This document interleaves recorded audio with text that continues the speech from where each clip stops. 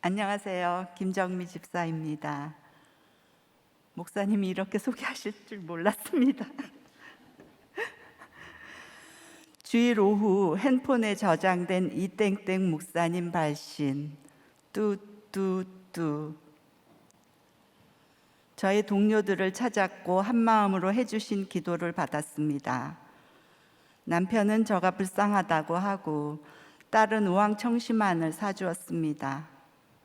매도 먼저 맞았으면 속이 편할 건데 냄비가 쫄고 쫄다가 다 쫄아 오히려 언젠가는 맞을 매 맞아야 지나가지 하는 마음으로 이 자리에 왔습니다. 불쌍히 여겨주셔서 성령의 은혜로 함께해 주시길 간절히 원합니다. 목사님 신간 다 이유가 있습니다. 158쪽에 그런데도 내가 참사랑을 할 수 있느냐? 고 물어보는 사건이 끝없이 우리 인생에 오고 간다고 합니다. 사울은 자기 아들의 믿음도 다윗의 믿음도 못 알아보았기에 독한 시기와 모함으로 지옥을 살았습니다. 참사랑을 모르는 사람에게 오는 형벌이 이렇게 큽니다. 사울의 계속되는 시기심으로 헛소리를 하고 미움과 살의를 품다가 결국 살인을 감행하기까지 합니다. 이런 사울 같은 저의 남편의 무시와 비난에서 남편의 질서의 순종으로 이끌어주신 구속사 간증으로 섰습니다. 비천한 제게 여러 날 여러 모양으로 그런데도 내가 참사랑을 할 수 있느냐? 물으시며 찾아오신 구속의 사건들을 나누겠습니다. 말씀은 지난 토요일 큐티 본문 사도행전 4장 13절로 22절입니다. 우리 담임 목사님께서 2019년 10월 20일 4장부터 성령의 증인으로 말씀해 주셨습니다. 지난 3장에 나사렛 예수 그리스도의 이름으로 나면서 못 걷게 된 안진뱅이가 걷기도 하고 뛰기도 하며 하나님을 찬송합니다. 이 일이 예루살렘의 큰 이슈가 되어 유대인들은 베드로 사도가 전하는 복음을 들었습니다. 오늘 본문 배경은 예루살렘 산헤드린 공회입니다. 피고로 베드로와 요한이 붙잡혀 있고 최고 권력층인 유대 지도자들이 다 나와 있습니다. 다시 비대면 예배로 드리게 되니 어렵고 안타깝지만 예루살렘 공회에 나오셨다 생각하시고 위협하는 세상 권세에 어떻게 해야 성령의 증인으로 살 수 있을지 함께 살펴보시겠습니다. 첫째, 예수는 그리스도라 담대하게 말할 수 있어야 합니다. 13절로 14절입니다. 그들이 베드로와 요한이 담대하게 말함을 보고 그들을 본래 학문 없는 범인으로 알았다가 이상히 여기며 또 전에 예수와 함께 있던 줄도 알고 또 병 나은 사람이 그들과 함께 서 있는 것을 보고 비난할 말이 없는지라. 그들은 일심으로 예수님을 십자가에 못 박아 죽였던 장본인들로 4장 5절로 6절에 관리들, 장로들과 서기관들, 또 대제사장들의 유대교 지도자들입니다. AD 1세기경 유대교 최고 사법기관인 산헤드린 공회의 성경 박사들 입장에서 베드로와 요한은 성경의 전문적 지식이 없는 평범한 사람으로 간주되었을 겁니다. 또 십자가에 못 박혀 죽은 예수님과 전에 함께 있던 자들로 알고도 있습니다. 그들이 피고 속에 붙잡아 사도들을 신문하고 있습니다. 그 당시 예루살렘은 어떠했을까요? 십자가에서 죽으셨으나 부활한 예수님의 소식, 구약에서 오실 메시아가 바로 이 부활하셨다 하는 예수가 그리스도이신 복음이 전해졌습니다. 엄청 파문이 일고 있었던 거죠. 또 이 공회가 열리기까지 120명의 초대교회로 시작해서 오순절 성령 강림 후 3,000명이 전도되고 이 일로 5,000명의 믿는 자의 수가 더해졌습니다. 유대교 지도자들은 이 일어나 걷게 된 기적이 정말인가 보고 싶어서라도, 또 그들이 죽인 예수를 믿는 자의 수가 더해지니 분해서라도 공회에 안 나올 리 없지 않겠습니까? 대제사장 문중의 사람들까지 모두 총출동해 나와 있지요. 이 무시하고픈 베드로, 요한 사도들을 붙잡아 피고석에 세웠고요. 우리도 각자 꼼짝없이 공회의 피고석에 붙잡혀 있는 듯한 손 쓸 수 없는 고난 가운데 있지 않으신지요? 아무것도 할 수 없는 그 흑암의 한계 상황에서 주의 이름을 부르는 자는 구원을 받는다고 하셨습니다. 부활하신 주님이 말씀으로 찾아오시기 때문입니다. 몇 주 전 담임 목사님 주일 말씀 성령의 권면에서 주님을 만남은 자기 실체가 보이는 것이고 예수 믿게 되니 자기 죄가 보이게 된다고 하셨습니다. 그렇게 지키고 싶었던 나의 기득권과 체면의 실체를 보게 되고 내 죄가 살아나 바로 내가 십자가에 예수님을 못 박은 죄인이구나 인정하게 됩니다. 그 예수 그리스도의 부활의 말씀이 예루살렘 온 세상을 깨우고 있습니다. 여기 이 공회에 예루살렘의 모두가 보아온 병든 자가 베드로, 요한 사도들과 함께 일어나 서 있습니다. 명백한 증거를 볼 수 있는 이 때가 기회였습니다. 그런데 13절에 예수님의 부활을 목격하고 성령이 임한 사도들이 담대하게 말함을 그들은 듣고가 아닌 보고라 합니다. 기득권과 체면으로 권력 유지가 목적인 자기 생각으로 꽉 차 있으니 들을 기가 없고 바른 삶의 지식이 없으니 이상히 여깁니다. 눈에 가시이고 사라졌으면 좋을 병 나은 사람들이 사도들과 함께 서 있으니 비난할 말을 찾지 못합니다. 적용 질문 드립니다. 붙잡힌 한계 상황의 고난에서 예수가 그리스도라 고백이 되셨나요? 기득권과 체면을 고집하며 누구를 비난하고 계신가요? 저는 장로님 권사님 넷째 딸로 주일학교 청년부를 지나 자라났습니다. 나면서 고관절 탈구에 장애가 있었습니다. 유아 때 수술하고 2000년 나이 40에 QTM 말씀의 자리로 인도되어 목사님 댁 첫 예배부터 참석하게 되었습니다. 다시 고관절 인공관절로 수술하고 목자로 부르시니 40여 년 성전을 뒤로 하고 세상을 구걸하던 안진뱅이처럼 나사렛 예수의 이름으로 걷기도 뛰기도 하며 하나님을 찬송하는 기적이 일어났습니다. 상처하신 아버지와 딸이 셋 있는 집으로 시집 오신 어머니께 첫 딸로 저 남동생 둘이 태어났습니다. 부모님 모두 이북이 고향이셨는데 전쟁을 겪으신 어머니는 아버지의 혈기와 바람, 이복 언니들과의 갈등, 동생들의 사고와 질병으로 험악한 인생을 사셨습니다. 어머니를 쫓아 기도원도 다니고 새벽 기도 소리에 깨어났던 기억이 있습니다. 부모님도 크게 다투곤 하셨는데 동생들이 크면서 혈기와 음란으로 이어지니 불안정하고 수치스러운 친정을 피해 첫 직장에서 남편을 만나 불신 결혼을 하였습니다. 남편이 맏아들 종손이니 시댁 전도를 위해 아들 낳기를 소원했고 서원 기도로 응답을 받았습니다. 결혼의 말씀의 자리로 오기까지 16년 기복과 성공우상의 산당 예배만 드렸습니다. 그러나 그 기간 동안 도피한 친정에서 들리는 동생들의 음주운전과 구속, 이혼과 재혼, 조현병의 흉한 소식들로 누구에게도 말하지 못할 친정의 수치와 불안은 더욱 위협이 되었습니다.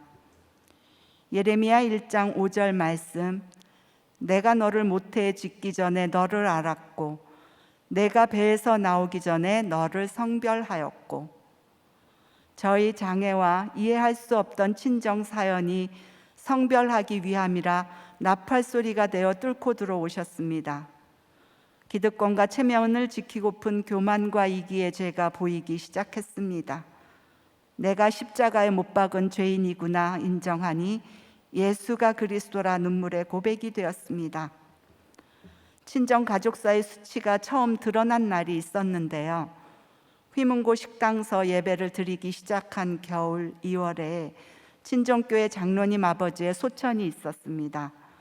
우리들 교회 첫 전도주일이자 장례를 치른 바로 그 주일 오후였습니다. 장례일과 겹쳐 미루려다 예정된 남동생 사몬 결혼 예배를 우리들 교회에서 진행하게 되었고, 우리 가족과 홀로 되신 어머니, 큰 남동생 예비 부부, 조현병 동생이 휴문고 식당에 모였습니다. 딴딴따단, 웨딩 마치에 갑자기 동생은 버럭하여 소동이 있었지만 신랑 신부 입장은 찬송가로 바뀌고, 목사님 주례 말씀을 들은 동생은 울컥 순한 양이 되었고 모두 함께 중보 기도를 해주셨습니다. 친정 식구들을 처음 보는 지체들이었지만 한마음으로 증인이 되셔 사몬 결혼 예배를 드려주셨습니다. 그렇게 어렵게 올케는 아들을 낳고 하나님이 주셨다 신앙 고백하게 되니 지난달 우리들 교회 18주년 창립 예배가 있었는데요. 18살로 자라나는 조카가 있습니다. 태어나 처음 죽음을 마주하며 40여 년 감추고 싶은 친정 수치와 상처에서 십자가 죽음과 부활의 말씀에 붙잡히는 구원으로 인도해 주셨습니다. 두 번째, 성령의 증인으로 살려면 어떤 세상 권세의 위협에도 예수의 이름이 전파됨을 믿어야 합니다. 15절로 18절입니다. 명하여 공회에서 나가라 하고 서로 의논하여 이르되 이 사람들을 어떻게 할까? 그들로 말미암아 유명한 표적 나타난 것이 예루살렘에 사는 모든 사람에게 알려졌으니 우리도 부인할 수 없는지라. 이것이 민간에 더 퍼지지 못하게 그들을 위협하여 이후에는 이 이름으로 아무에게도 말하지 말게 하자 하고 그들을 불러 경고하여 도무지 예수의 이름으로 말하지도 말고 가르치지도 말라 하니, 공회는 울타리를 두르다 모이다라는 뜻인데 이스라엘 백성의 최고 지도층이 모인 공회였잖아요. 지금의 대한민국의 국회라고 할까요? 저도 지체들과 함께 태아 생명 보호를 위해 국회의사당을 찾은 적이 있습니다. 세상이 얼마나 생명 낳기를 위협하는지, 태아 생명이 지켜져야 할 법의 제정이 얼마나 시급한지 직접 보고 들을 수 있었습니다. 당시 표적은 참된 선지자의 증표로 간주되었기 때문에 지도층 공회도 예루살렘 모든 사람에게 알려진 일어나 걷는 유명한 표적 앞에 부인할 수가 없었습니다.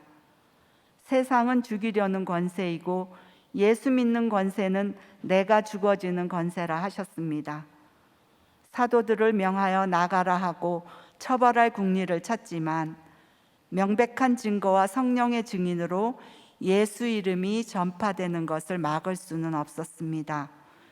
예수 이름으로 말하지도 가르치지도 말라 위협하고 경고하며 더 퍼지지 못하게 아무에게도 말하지 말게 하자는 미봉책을 강구합니다. 적용 질문입니다. 내 옆에 증인이 될 배우자, 자녀, 상사에게 나가라 하며 무슨 국리를 합니까? 예수 이름을 말하지 말라고 위협하고 있는 세상 권세는 무엇입니까? 40까지 심어진 성공과 이기에 세상 가치관이 무너지기 시작했습니다. 내 속에 내가 너무도 많아 남편 권세, 돈 권세, 인정 권세의 세상 권세의 위협 가운데 상처와 열등감의 자아가 죽어지니 예수 권세로 더딥혀지기 시작했습니다. 육의 성전이 무너진 만큼 영의 성전이 세워진다고 하셨는데 작정하신 듯 산예배, 산제사로 자녀와 돈을 우상 삼던 욕심과 이기의 죄를 태우셨습니다. 아이의 반항과 방황에 통제해야 안심하는 저의 불안과 옳고 그름은 아이를 더욱 불로 몰았고 학생의 때를 놓치면 어쩌나 하는 조바심과 열심은 최선을 다했다 한들 문제부모로 불안정한 환경을 줄 수밖에 없음이 해석되었습니다. 성경을 읽기 시작했고 내 이야기로 들리니 회개에 합당한 삶으로 살아나게 해주시는 오직 말씀, 오직 목장만이 길이 되었습니다. 남편 구원과 불신 시댁은 평생 숙제였습니다. 강남 신혼집을 가진 남편이고 외국은행에서 행내 커플로 만났고 증권회사로 이직했던 남편은 돈 버는 길이 보인다며 투자 상담사 사무실을 차리고 주식 선물 옵션에 빠졌습니다. 다시 퇴직하고 집으로 컴을 옮기고 삼식이가 되어 전산 앞에 앉았습니다. 그것도 뜻대로 되지 않자 생계로 1일 12시간 365일 하루도 쉬지 않는 세탁업을 시작했는데 선물 옵션은 우선이었습니다.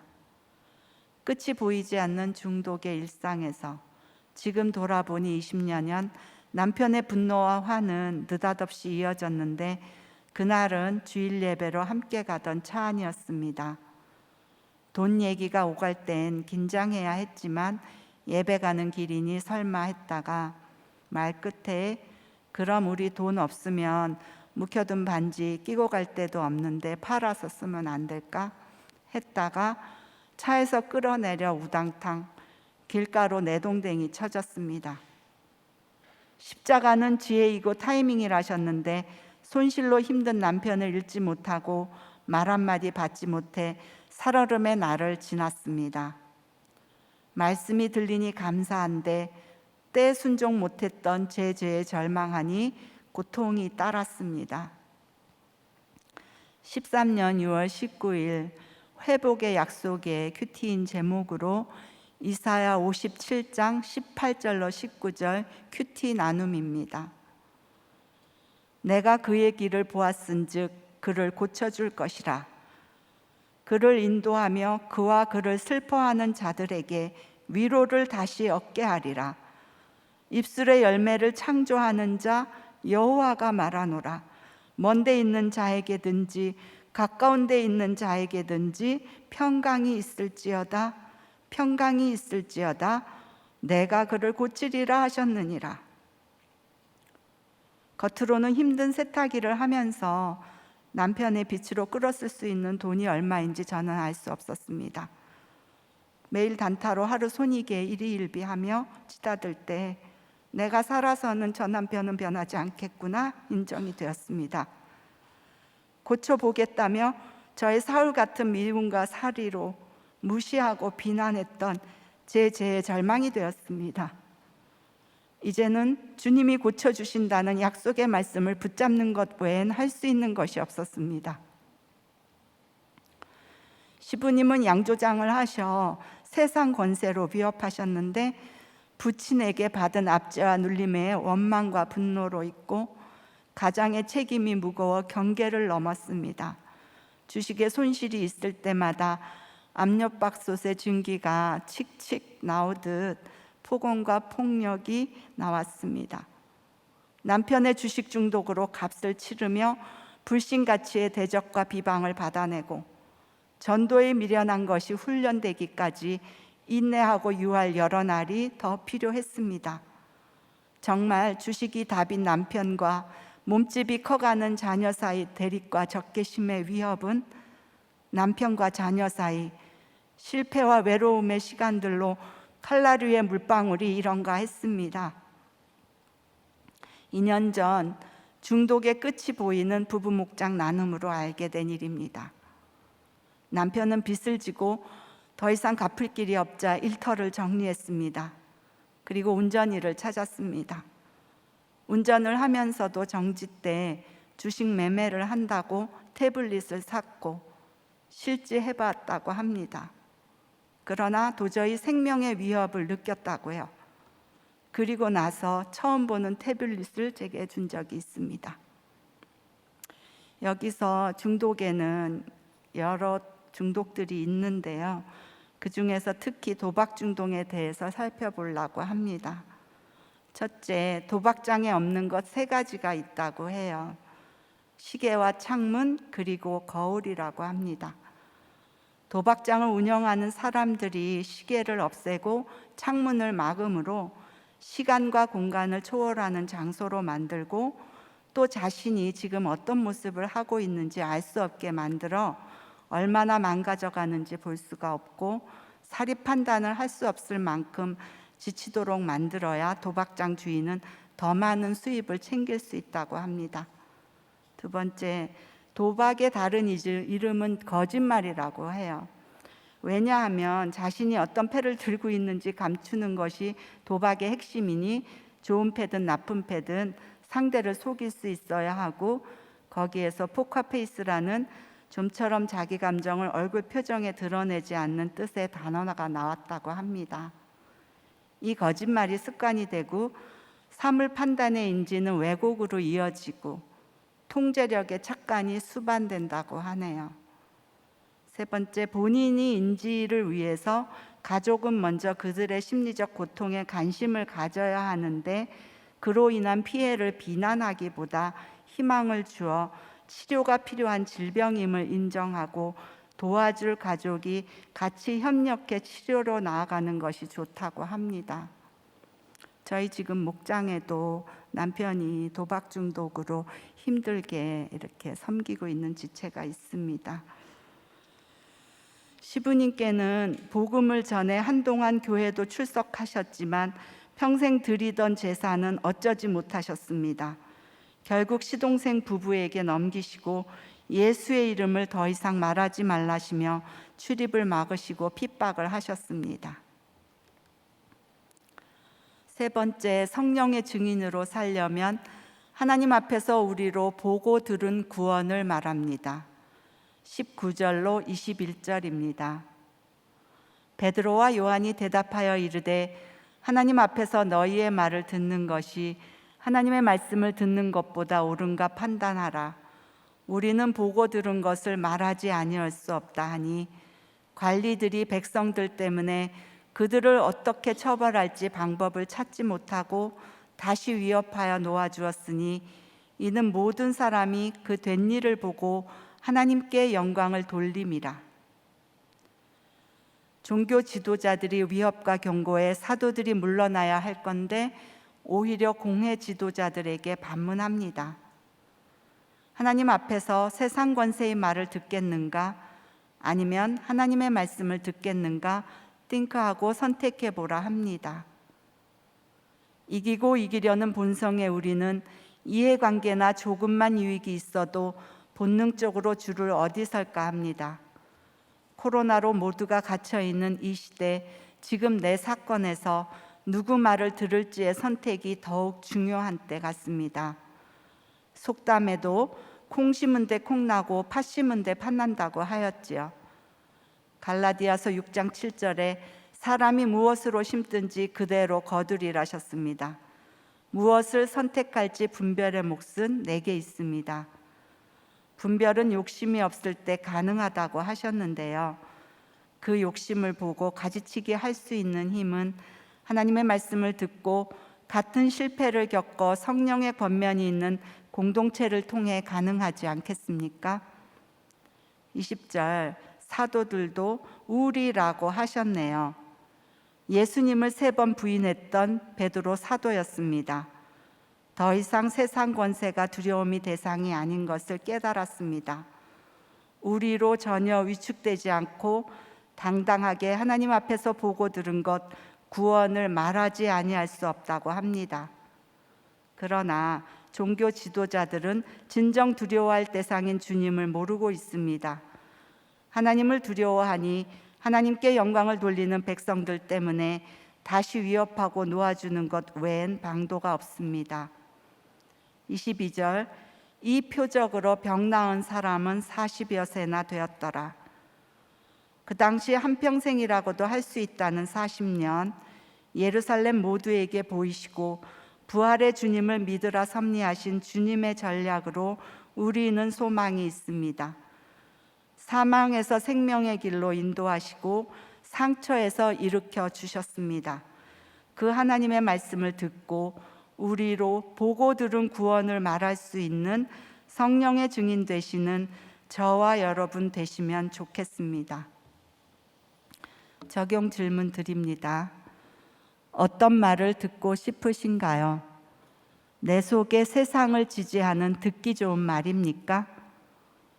내 죄를 보게 되는 구원의 말씀입니까? 살아난 만큼 예수님이 전해졌습니다. 전해진 만큼 또 서로 힘이 되어 살 수 있었습니다. 내 옆에 변호해 줄 우리가 생겨났습니다. 2010년 2월 딸은 창세기 목사님의 6주간의 결혼 설교에 힘입어 리브가가 아브라함의 종을 따라 가겠나이다 한 것처럼 시집을 갔습니다. 양가 모두 교회에 있어 담임 목사님 주례로 주일 오후 희문 채플에서 결혼했습니다.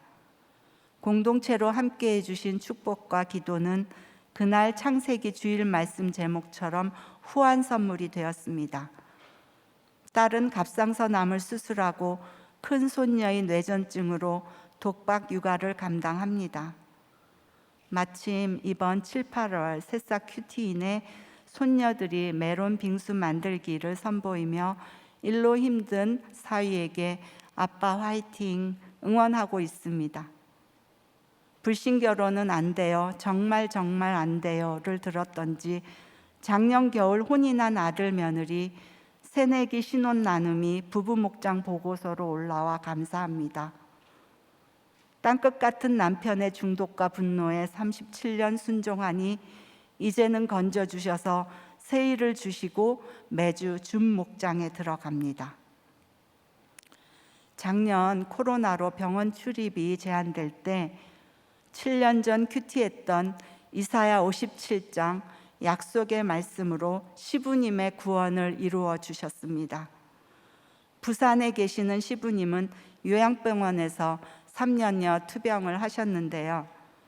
그러던 어느 날 갑자기 저를 찾으셨고 출입이 해제되었습니다.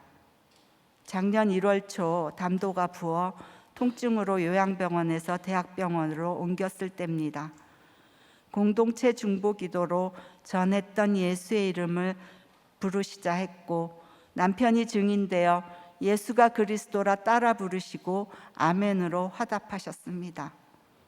성령의 정돈 주일 말씀을 전해주셨던 주간이었는데요. 남편과 저, 시동생 부부, 시누이까지 5명이 모였습니다. 서로 하나 양보하고 하나 얻게 되는 우리들 교회 장으로 치르게 되어 일어날 수 없는 정돈의 화합을 해주신 카이로스 시간이 있었습니다. 사흘 후 16일 부르심을 받으셨습니다. 그때 이사야 우리가 5월 큐티를 하고 있었는데요. 매일매일 말씀으로 내 목의 줄을 스스로 풀지어다. 내가 여기 있느니라. 그들의 허물과 죄악을 친히 담당하리로다. 영원한 자비로 너를 긍휼히 여기리라. 소천하신 당일 돌아오라. 그리하면 그가 너그럽게 용서하시리라로 말씀해 주셨습니다. 우리 정땡뜸 목사님께서 부산 장례식장까지 내려와 주셨고 17일 일관 예배엔 내가 곧 그들을 나의 성산으로 인도하여 18일 발인 예배에 이사야 57장 18절로 19절 말씀으로 인도해 주셨는데요. 그 말씀이 2013년 제가 남편의 중독으로 값을 치르며 제 죄에 절망하고 있을 때 약속해 주신 같은 본문 말씀이었습니다. 내가 그의 길을 보았은즉 그를 고쳐줄 것이라. 그를 인도하며 그와 그를 슬퍼하는 자들에게 위로를 다시 얻게 하리라. 평강이 있을지어다 내가 그를 고치리라 하셨느니라. 잠시 아버님 장례를 치룬 사진을 좀 보여주시겠어요? 90평생 전혀 예수를 모르고 사셨다가 예수 이름을 부르시고 이렇게 천국 입성을 하셨는데 제가 그날 아버님께 구원을 전하면서 아버님이 저에게 그 전에 이렇게 하셨던 말씀들이 있었어요. 그래서 아들이 돌 때 어머니가 허리가 아프셔서 서울에 올라오셔서 계셨는데, 그때 아버님이 너희 어머니 저렇게 가면 안 된다고 저한테 얘기를 하셨어요. 그러니까 그게 이제 아버님께서 어머니에 대한 그런 이제 회개의 마음이었다고 생각이 되고, 그 다음에도 또 지나고 보니 아버지께서 이렇게 허리가 안 좋으셔서 또 서울로 오셔서 입원하신 적이 있었거든요. 그때도 제게 우리 아버님의 어머니께서 당신을 안 보고 돌아가셨다고, 이 집이 다 모태 불교였거든요. 그때 그 어머니가 당신을 용서하시지 않고 돌아가신 거에 대해서 저에게 나누신 적이 있어요. 제가 아버님께 복음을 우리 목사님 QTM 시절 처음 와서 말씀이 들리고 사실 첫 전도 대상자로 삼았었습니다. 그리고 사도행전 본문이 나왔을 때도 저의 데오빌로로 기도하고 있었습니다. 말씀을 통해서 이루어지시는 구원을 경험케 된 한없는 긍휼을 입었습니다. 남은 시몬인과 형제들에게 복음을 전하는 사명을 받는 자리가 되었습니다. 주의 긍휼과 자비로 너그러이 용서해 주신 시부님 구원에 감사합니다. 마지막으로 가지 말았어야 할 모압 땅으로 도망했던 제게 그 도피했던 친정을 어떻게 섬기게 되었는지 나누겠습니다. 어머니에겐 아픈 아들 막내는 어머니의 죄의 결과라시며 십자가 져야 한다고 평생을 놓지 못하셨습니다. 동생은 어려서부터 천재 소리를 듣고 잘생긴 동생입니다. 중고등 때부터 의리를 중요시했고, 동생은 대학에서 과대표를 하며 친구들 사이에서도 인기가 좋았습니다. 선교사를 꿈꾸며 터키어를 전공하고 성경도 열심히 읽었습니다. 그러던 어느 날 동생은 여자친구 부모님에게 인사를 드리러 갔다가 선교사가 꿈이라는 이유로 만남을 허락할 수 없다는 이야기를 들었습니다. 그 충격으로 정신병원에 입원하고 군 면제를 받았습니다. 그것이 동생에게 평생 꼬리표로 따라붙게 된 조현병의 시작이었습니다. 이후 동생은 결혼을 했지만 결혼 생활을 유지하기가 힘들었습니다. 아버지가 돌아가시고 병든 아들을 감당하고자 생활고에 찌든 어머니의 모습이 보였습니다. 동생의 돈 사고가 갈수록 심해지니 무심한 남편도 어쩔 수 없이 친정어머니를 저희 집에 모시는 것을 허락했습니다. 2012년 4월 30일 야고보서 5장 15절로 16절 말씀. 믿음의 기도는 병든 자를 구원하리니 주께서 저를 일으키시리라. 혹시 죄를 범하였을지라도 사하심을 받으리라. 그러므로 너희 죄를 서로 고백하며 병이 낫기를 위하여 서로 기도하라. 의인의 간구는 역사하는 힘이 큼이니라. 이 말씀에 의지하여 중보 기도를 부탁드렸습니다. 어머니와 동생이 살고 있는 집으로 구급차가 갔고 동생은 폐쇄병동으로 입원되었습니다. 어머니의 80년 묵은 살림을 다 처분하고 동생 집만 챙겼습니다. 어머니의 피폐해진 심신을 돌봐드리게 되니 비로소 친정을 떠나온 죄책감에서 벗어나 안도감을 느꼈습니다. 그리고 동생이 원망하면 어쩌나 하는 두려움 가운데 입원한 지 3주가 되어 첫 면회를 갔는데 이전의 난폭한 모습과 달리 편안해 보였습니다. 그간 동생은 약을 잘 복용하지 않았고 병이 더 심해진 상태였습니다. 이 병이 단기간에 치료될 것이 아님을, 더 좋아지지 않을 수도 있음이 인정되었습니다. 동생은 퇴원을 요구하며 수십 통의 항의 전화를 합니다. 돈이 필요하다고 난데없이 전화할 때는 난처합니다. 만나기 전 잘해줘야지 하지만 매번 실패하니 그런데도 내가 참사랑을 할 수 있느냐 물으시면 또 절망합니다.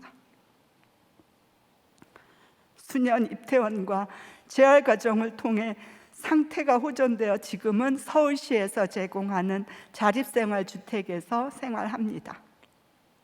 비록 밥보다 담배가 중요한 동생이지만 평생 선교한다며 저 한 사람 선교한 동생입니다. 누구도 상대하지 않는 단절된 절망의 환경과 질병에서 주님의 소망으로 살고 있으니 감사합니다. 육적으로도 제가 코로나가 작년에 왔지만 많은 것을 회복해 주셨습니다. 전설 안에 가슴 앓던 시간을 끝내주셔서 아파트가 당첨되니 더 기뻐해 주는 지체들이 소중합니다. 바벨론 포로 생활 하루가 차지 않아도 회복이 안 되는 것이 믿어집니다.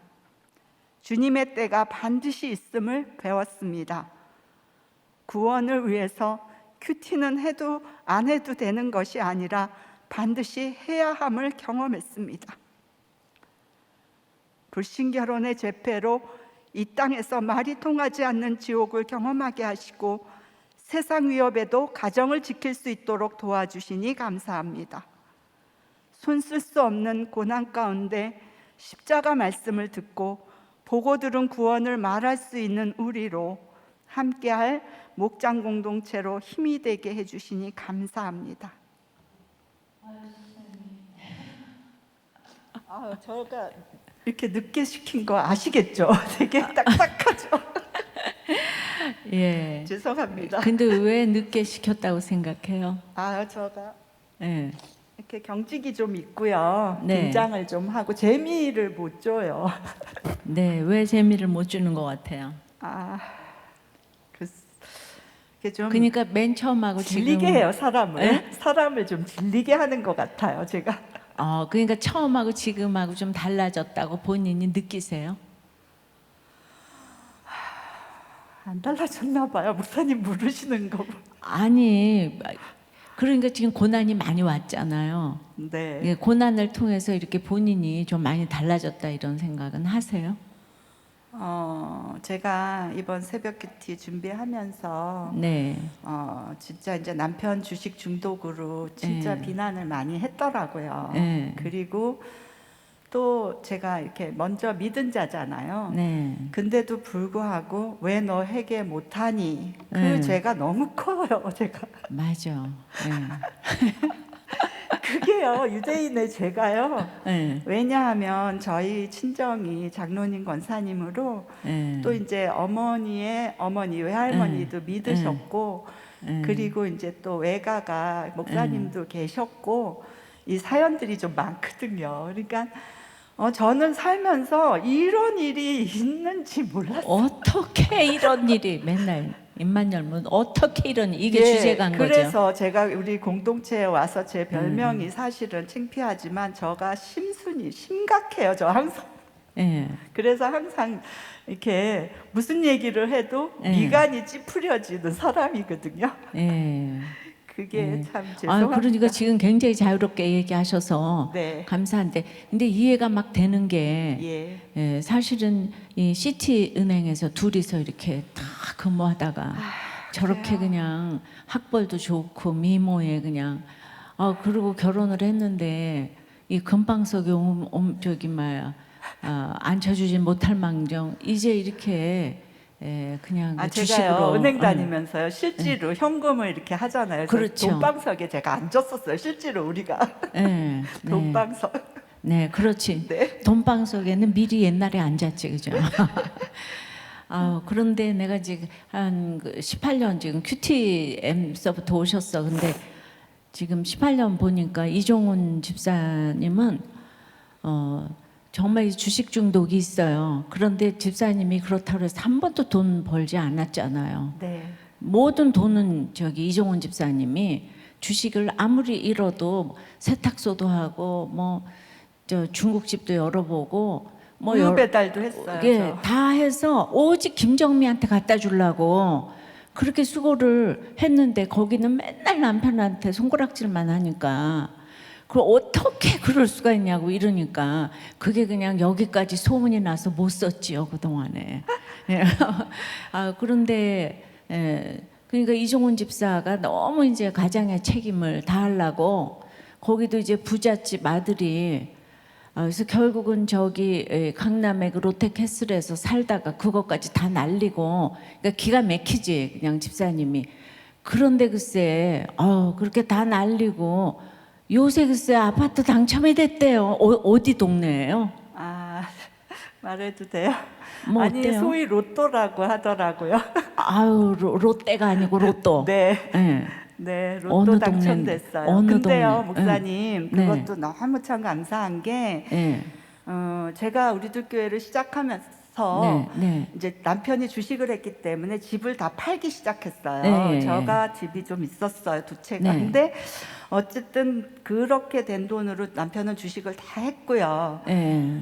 저는 이제 애들 키우고 사는 것만 사느라고 꽉 줄러 맸는데, 집이 없잖아요, 제가. 예. 그러니까 있던 집이 없잖아요, 이제. 네. 그게 20년이 된 거예요. 그렇죠. 그래서 그 점수가 됐어요. 점수가 됐어. 네. 맞아. 내가 그 롯데캐슬 가봤잖아요. 네. 그런데 그냥 이 주식을 하니까 집이 있으면 안 되겠더라고. 주식을 하는 사람들은 집을 들어 먹어야 되더라고. 반드시. 근데 그래도 너무 이종원 집사님 진짜 너무 박수 쳐드리고 싶은 게 그래도 막 너무 최선을 다해서 그냥 뭐 그 24시간 하는 크린토피아 지키고 있지 그냥.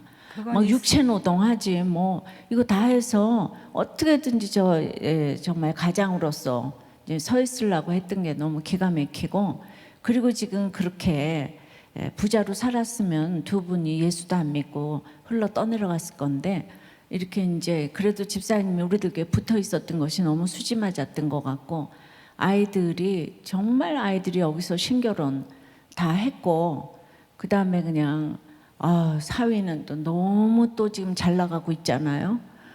그러니까 너무 또 안 바빠요, 사위는. 잘 나가는 사람은 바쁜 거예요. 예, 너무 참 유명한 사람이 지금 그 뭐 다 지금 보니까 또 안 된 게 하나도 없어.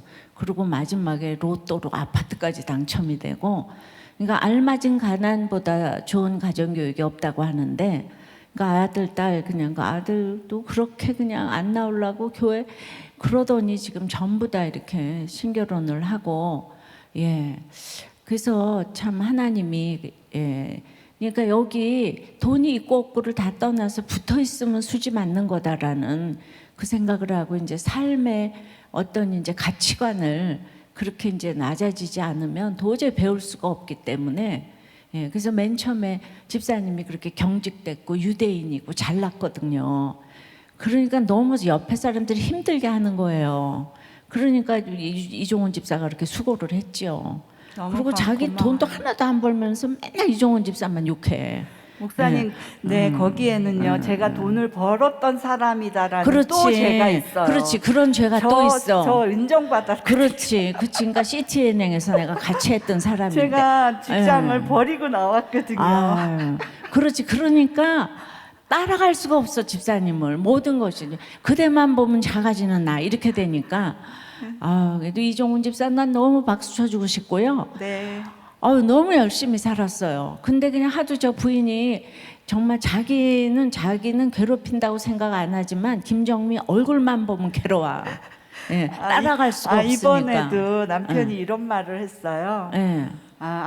시아버지 돌아가셨잖아요. 네. 아버지한테 많이 눌렸던 남편인데 아버지는 눈을 피하면 됐대요, 자기가. 네. 근데 저는 말을 하면 가슴을 친대요, 제가. 아니 이종훈 집사가 그 아버지가 무서워서 눈을 피했다는 게 내가 이해가 돼요. 그래서 하여튼 그러나 이종훈 집사가 우리들 교회에 붙어 있어 줬기 때문에 온 집안 식구를 지켰어요. 아멘. 그 집사님이 우리들 교회 싫다고 떠났으면 지금 어떻게 신결혼 다 했겠어요. 근데 양쪽 집안이 다 우리들 교회 다니시고 다 이렇게 저쪽 사도는 그냥 감옥을 갔다 오는 바람에 두 분 다 초원지기를 하시고 그리고 다 이렇게 설교를 모두 하셨는데 이 집만 오늘에서야 저 학벌을 그냥 깔고 앉아가지고 이제 오늘에서야 이렇게 설교를 하게 되는데 왜냐하면 우리 성도님들은 인생을 이렇게 해석해야 돼요. 왜 저렇게 훌륭한 사람이 이제서야 쓰나. 당연히 그런 질문이 있을 거고 QTM에서부터 오셨는데, 그런데 그게 남편하고 상관없이 본인이 너무 잘나가지고 그렇게 이제 말만 하면 힘든 것들이 남편만 있었던 것이 아니고 우리 목원들도 있었다니까요. 알지요? 네, 알아요? 제가 또 형광등인 게 있어요. 아유, 그거 아직도 잘 몰라요. 예. 아니 이제 옛날엔 그랬다는 거지. 네. 예, 지금 이제 안 그러니까 네. 너무 편안하시고. 네, 아유, 그리고 지금 굉장한 큰 고난을 한 줄로 지나가면서 탁탁 얘기를 하고, 그냥 이 남동생 조현병으로 너무 가슴 아파 하시는 이런 모든 것들이, 그 다음에 이제 우리들 교회 최초의 결혼식은 저분의 남동생 3혼 결혼식으로. 아유, 정말 역사의 한 페이지를 지금 쓰고 계시는데. 목사님 감사합니다. 그런데도 진짜 조현병이 힘들죠. 친정 식구 중에서 돌봐야 되는데 이제 어머니 마지막에 그러니까 이종원 집사가 훌륭한 게 또 친정엄마 모시자고 그랬잖아요. 이게 날이 갈수록 안 그런 것 같으면서 정말 이종원 집사님이 이 집에 정말 가장 맞고요. 세대주 맞고 결국은 지금 그렇게 어머니도 그래도 또 허락을 해주셨고 정말 가서 꿇어 엎드려 절하기 바라고.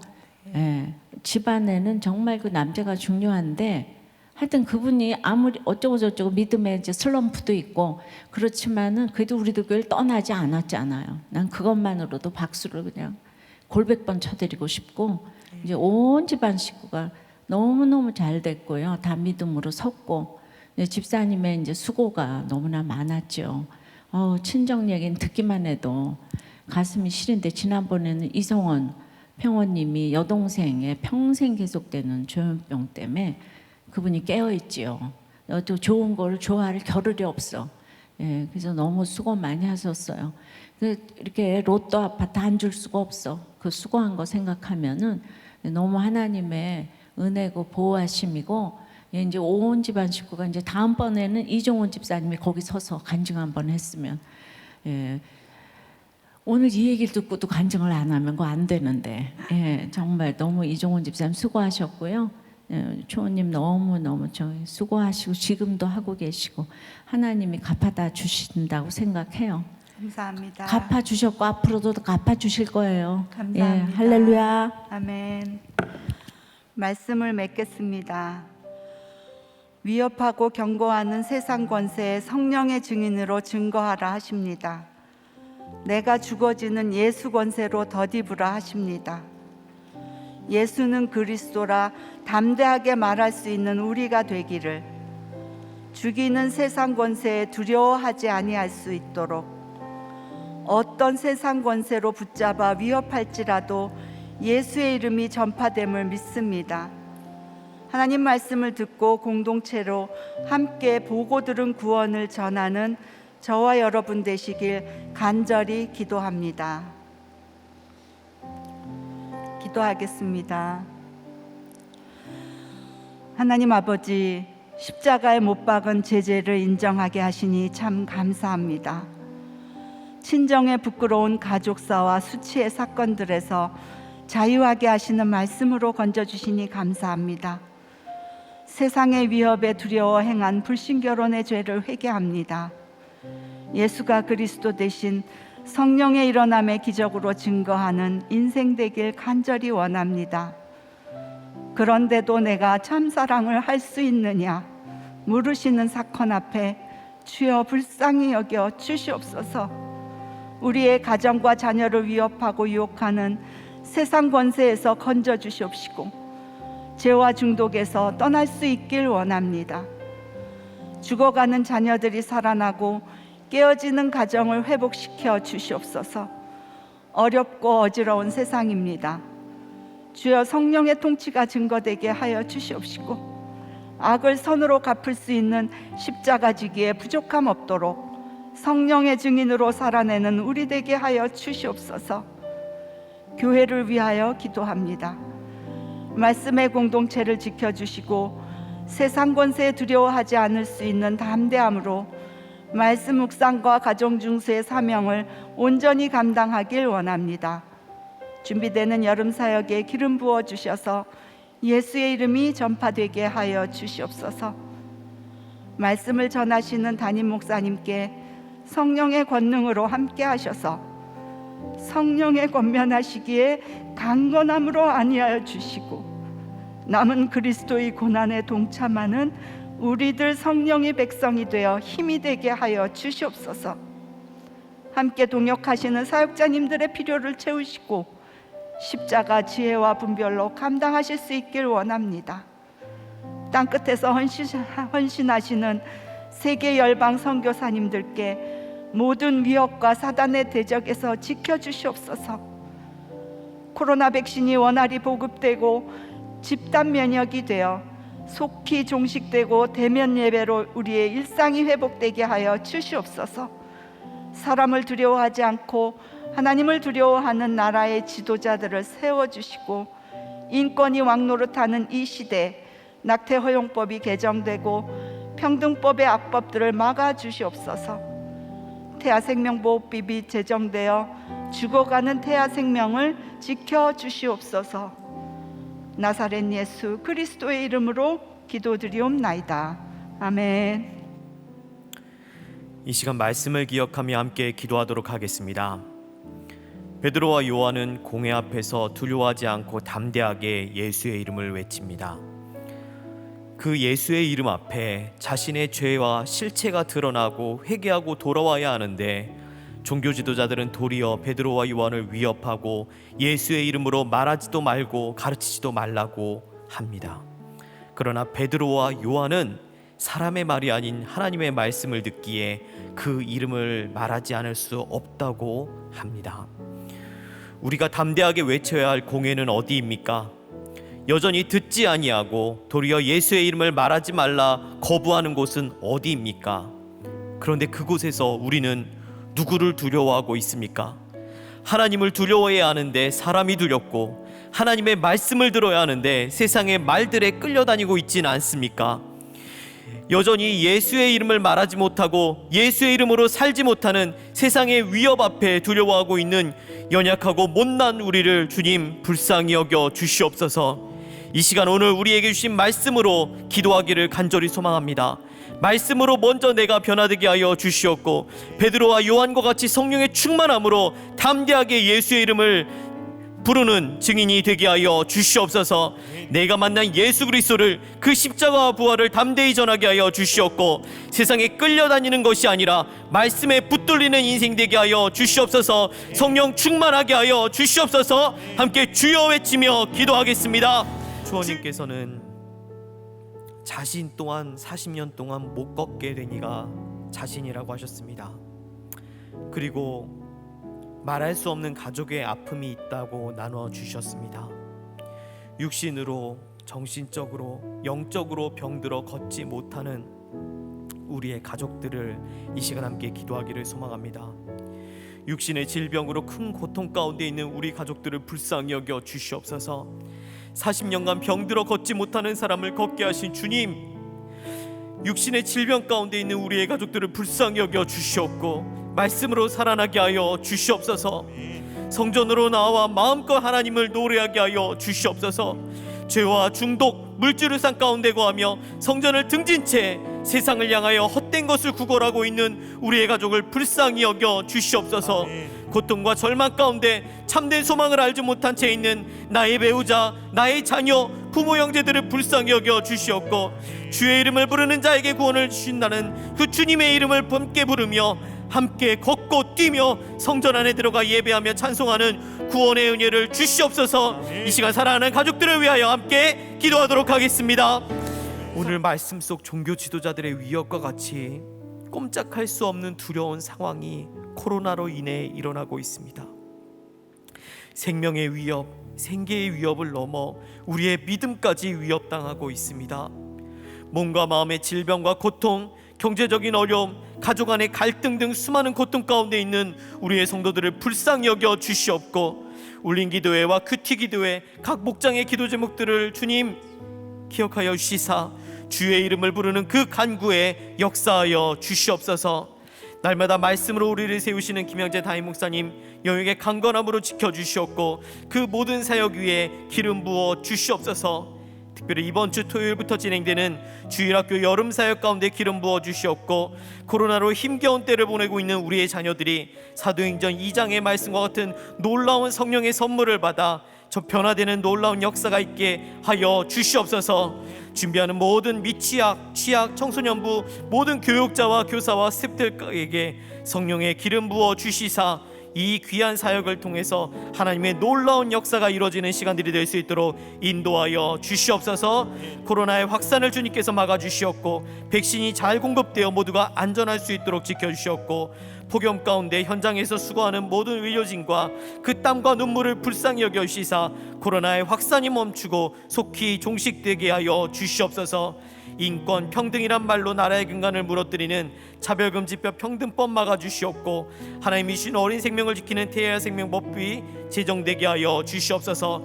이 나라를 위해 간절히 기도하오니 우리의 기도에 응답하여 주시옵소서. 성도들과 교회와 나라를 위해 함께 기도하도록 하겠습니다. 하나님 아버지, 성전을 사모하고 성전에 거한다 하면서도 성전을 등지고 세상을 향하여 구걸하는 자가 바로 저였습니다. 주의 이름을 십자가의 부활을 전하는 자가 되기를 소망했는데 제 모습은 점점 종교 지도자들을 닮아가고 있습니다. 하나님을 기쁘게 하기보다 세상을 기뻐하였고 하나님을 두려워하기보다 사람을 두려워하는 제 모습을 보게 하여 주시니 감사합니다. 주님 불쌍히 여겨 주시옵소서. 하나님을 위하며 하나님의 일을 한다 하지만 성령 충만함이 없으니 무서운 열심과 율법주의만이 남아 하나님의 일을 맡고 참된 구원을 보지 못합니다. 주님, 예수의 이름 앞에 제 실체를 보게 하여 주시옵고 날마다 말씀 앞에서 예수의 이름을 위하여 채찍질과 능욕받는 일에 합당한 자로 여김을 받게 하여 주시옵고 그것을 기뻐하는 참된 믿음을 허락하여 주시옵소서. 우리의 가족들을 주님 불쌍히 여겨 주시옵소서.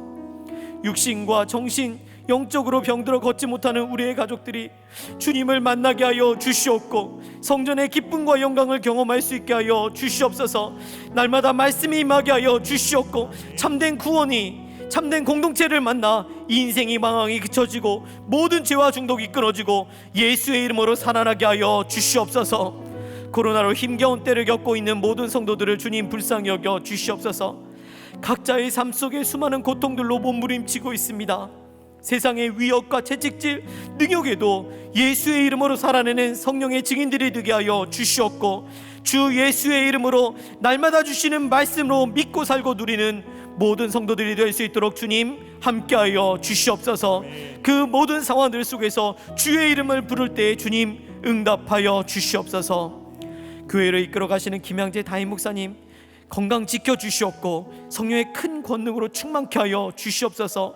말씀과 방송 문서 사역 위에 기름 부어 주시옵고 목사님의 사역을 통하여서 날마다 영혼이 구원을 얻고 가정이 살아나는 놀라운 구원의 역사가 넘치게 하여 주시사 이 한국교회가 변화되고 나라가 변화되는 놀라운 역사가 있게 하여 주시옵소서. 이번 주 토요일부터 진행되는 주일학교 여름사역 가운데 주님 기름 부어 주시옵소서. 코로나로 모이지 못하는 가운데 우리 주일학교 학생들 믿음에서 떠내려가지 않도록 주님 지켜주시옵고 이번 여름사역을 통하여 성령의 선물로 변화되는 놀라운 역사가 넘치게 하여 주시옵소서. 준비하는 모든 교육자와 교사들, 스태프들의 그 수고 가운데 주님 함께하여 주시옵고 성령의 기름 부어 주시사 놀라운 성령의 선물이 이번 여름사역 가운데 가득 넘쳐나게 하여 주시옵소서. 코로나의 확산을 막아 주시옵고 백신이 속히 공급되어 코로나가 종식되게 하여 주시옵소서. 폭염 속에 방역으로 수고하는 모든 의료진과 공무원들을 지켜주시옵고 코로나로 고통과 생명의 위협 가운데 있는 모든 이들을 보호하여 주시옵소서. 차별금지법 평등법 막아주시옵고 태아생명보호법이 지정되게 하여 주시옵소서. 이 땅에 하나님의 공의가 실현되게 하여 주시옵고 하나님이 지키고 보호하시는 이 나라가 되게 하여 주시옵소서.